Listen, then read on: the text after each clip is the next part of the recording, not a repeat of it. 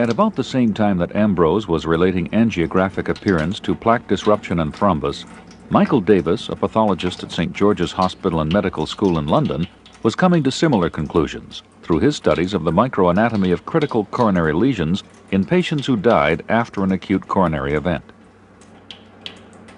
He found that the so-called culprit lesion usually showed evidence of a recent tear or fissure.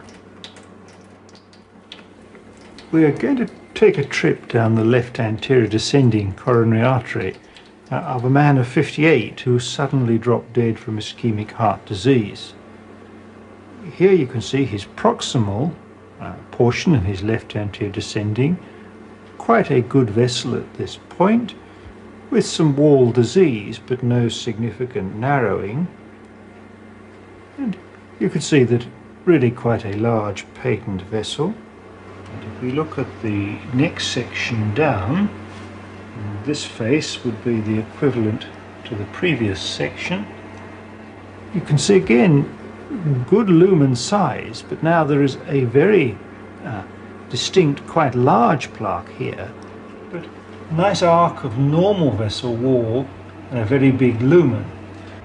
So angiographically so far a normal coronary artery. If we go yet further down, we now get into high-grade stenosis. You can see the vessel lumen here is much reduced in size. It's reduced in size by the presence of this rather large plaque over here, and it contains a fair amount of lipid, and the lipid is beginning to get rather sort of crumbly, and you can see that it's beginning to break up at that point.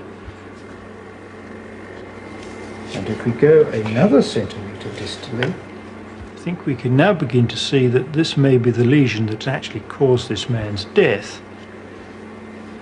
You can see that quite a marked reduction in lumen size, a big plaque, but now you can see that there's a presence of a split or tear running actually down into the plaque itself.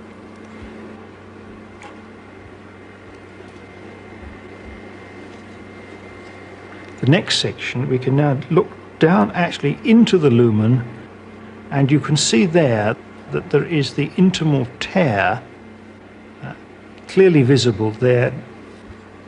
So there is actually an intimal tear present. And if we turn that over, so we've now gone just a little distally,